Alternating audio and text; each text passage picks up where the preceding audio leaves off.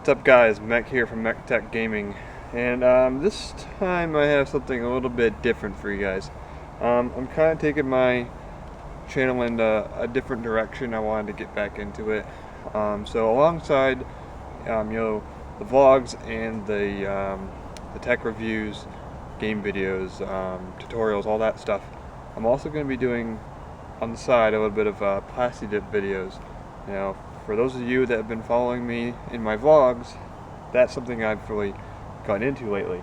Plasti Dip, rubberized coating that you can remove, and when I say remove, I mean you can peel it off if you don't like it, or if you mess it up or whatever.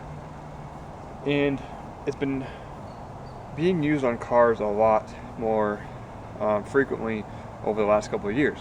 I never knew about it until about a year, maybe a year and a half ago, and it's something that I've been doing a lot lately. I've been doing pieces on the inside of my car. I've been doing the wheels, a whole bunch of the trim, emblems, all that sort of thing.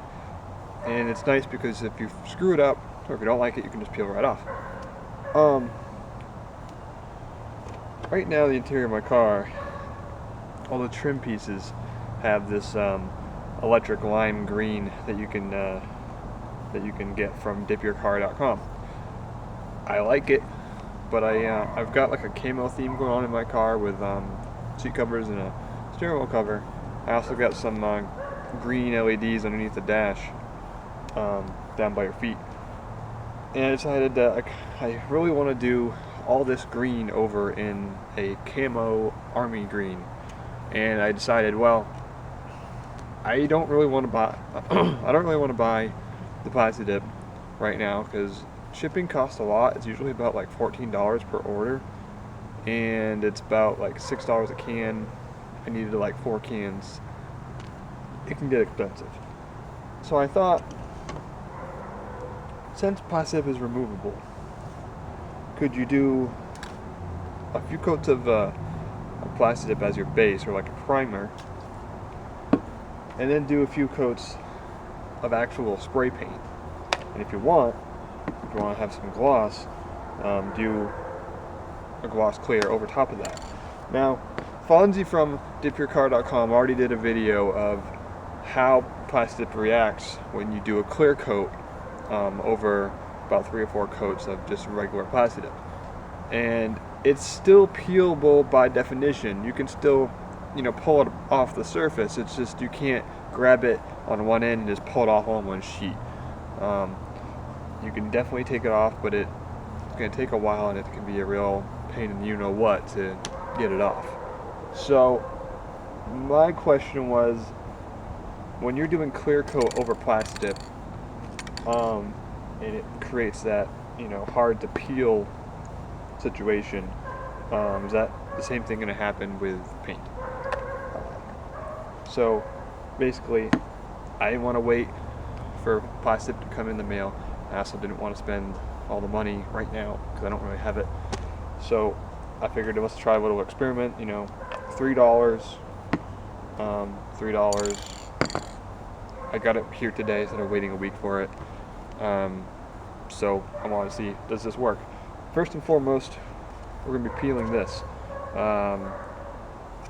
Right now, this has 2 coats gunmetal gray as our base, followed by 4 to 5 coats of the electric lime green Plasti Dip, and then 2 light coats of glossifier.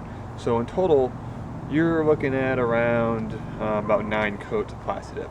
So I'll go ahead and get the peeling here.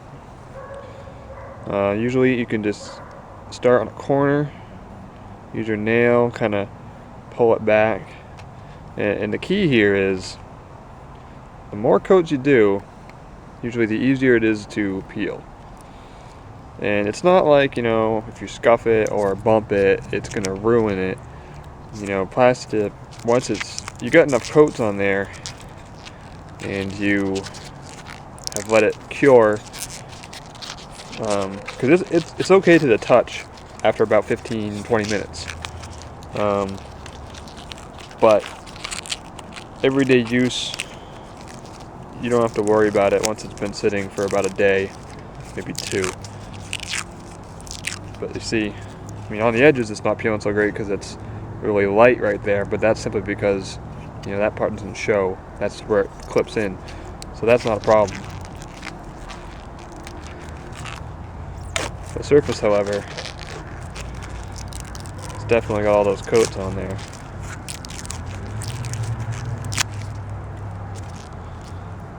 There you go.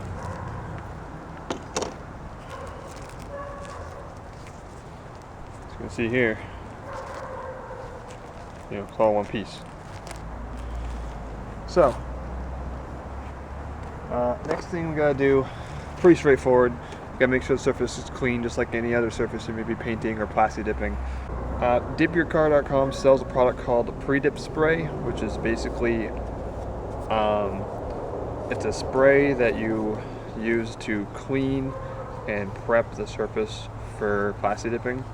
I, on the other hand, have not tried this yet, and what I use is just a spray bottle with warm water and rubbing alcohol, and that seems to work just fine to you know, kind of prep the surface and get it ready for dipping. So I'm going to give it a quick rub down, and we'll get ready to spray. Okay guys, so we're just about ready to get spraying here. I've got the piece that we're working on clean. I'll rub down all that. Dry, clean, very important. It's about 55 degrees out right now. Up here in New Hampshire it gets pretty cold pretty quickly in the fall. So I got my cans here in a cup of warm water just to kind of get the temperature up, because these cans of Plasti Dip, they definitely will spit and kind of create a mess, and a lot of texture will be on your piece of whatever you're dipping because of that kind of spitting and splatter, and it's almost like it doesn't come out as a fine mist when it's a little bit colder as opposed to when it's warmer out. So usually they recommend about 60 degrees. It's 55 right now and it feels a little bit chilly. I can just tell because it's happened to me before. So I got them in some warm water for a few minutes in between coats, of course, to make sure that, you know, it's not going to be spitting on me, and basically it ruins your entire project, because if you start with texture with Plasti Dip, you're going to end with texture. No matter how many coats you put on over top of what you started with, that texture is still going to be there. So to try to prevent that, that's why we're doing this. Okay, so we got our cans nice and warmed up. They've been sitting there for a couple of minutes. I've got my piece right here sitting on a bucket. It's being jacked up with some painter's triangles. That's just to kind of, you know, elevate it a little bit so that you know, dip will bond to the bucket, and then when you try to lift up the piece once you're done, it could tear your edge, and you don't want that. So we're just about set to go.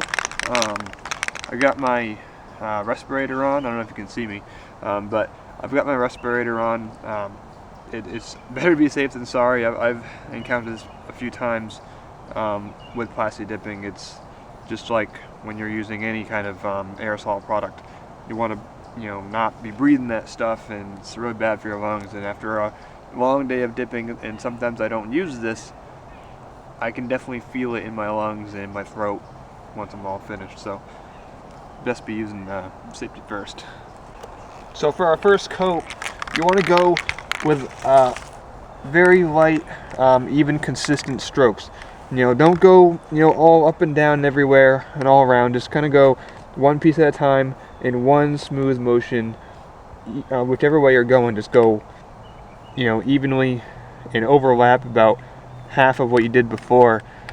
And you want to go light on this first coat. It's going to be a tack coat. This is what's going to allow the other coats of Plasti Dip something to stick and grab onto.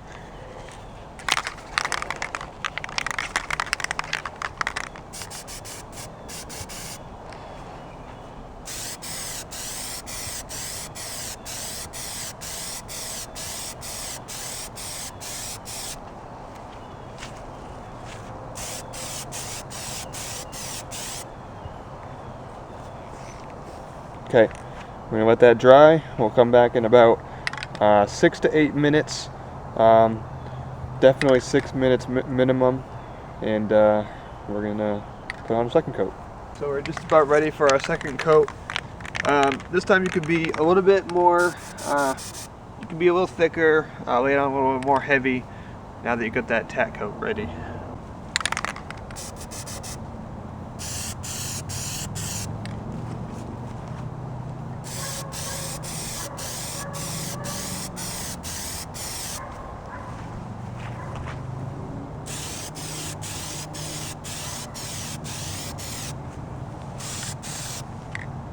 On to coat number 3 now.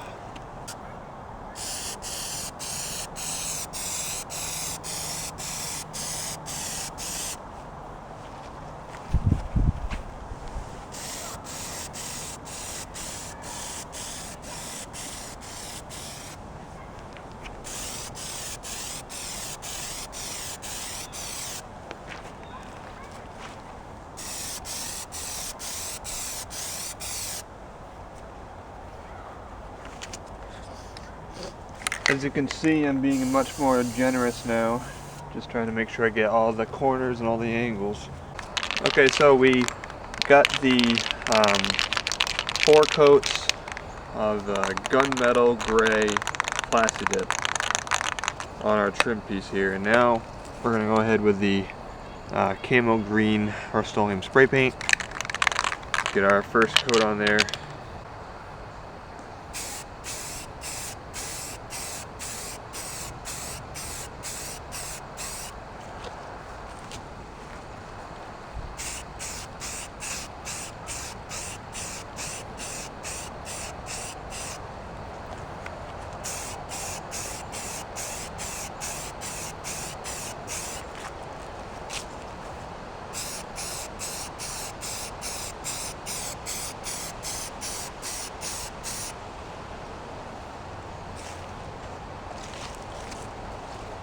First time using this kind of spray paint before. It's one positive side to spray paint over Plasti Dip is the coverage is really good with just one coat. But Plasti Dip is really easy to cover anyway. So it's going to sit for about an hour, and then we'll come back and we'll do a second coat. And I think really that's all we're going to need. And then we'll see if it can be peeled. Okay, so I read the can a little bit more extensively, and you don't have to wait an hour in between coats. You can wait just a few minutes, and it's been about 10 minutes. So I'm going to go ahead and do the second coat. Then we're going to let it sit for probably about a day before I try and peel it, because I want to make sure it's good and dry. So next time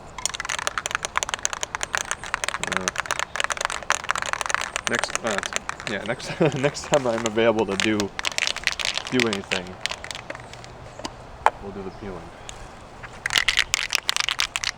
Try to do it, peeling anyways.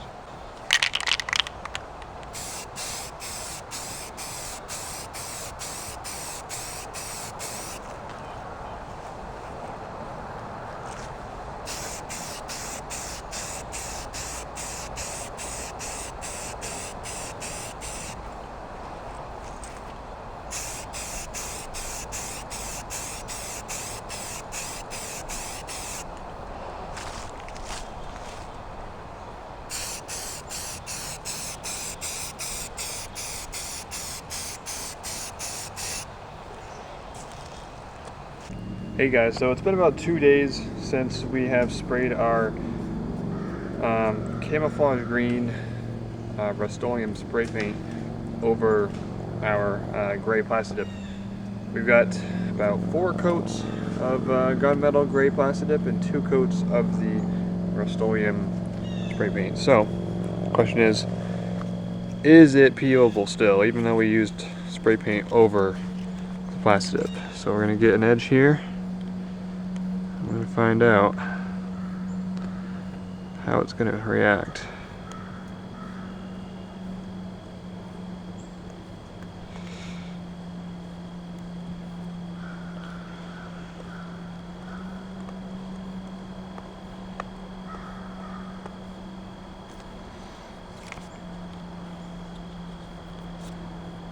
So, you can already tell here, it's it's just like the results that Fonzie had with the clear coat. It is removable. Don't get me wrong. It is still removable. It's just, you know, it's just kind of breaking off in little pieces. You can't just kind of, it's actually kind of turning kind of into like a small or a fine powder as I go. So, I mean, the finish is fine underneath. I mean, that's no problem at all, but you work it back with your finger here. It is removable. But, if it was Plasti Dip, as you can see when the video started, you could grab a corner and just rip it off all in one sheet. So, removable, yes. Practical, the way we're used to working with Plasti Dip, absolutely not. You cannot use it as a primer to make spray paint peelable. Not in the sense of what we're used to anyway with Plasti Dip. Does it make it peelable? Yes or no? Kind of. It's removable, yeah, but that's about it. That's where it ends. I guess I could sit here all day and just peel this back. It's gonna take me probably a good 15, probably 20 minutes just to get this thing completely peeled. Good news is that you can peel it. Bad news is it's nowhere near as practical as Plasti Dip, and that's why we spend a little bit extra money versus spray paint.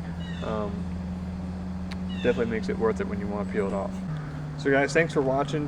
That was my first Plasti Dip experiment. I was just wondering if that works, and well, clearly it does not work the way I expected. So anyways, catch you later. We'll have some more videos with Plasti Dip, more game reviews, tech reviews, and other little bits and bobs. So see you soon, YouTube. Thanks for watching.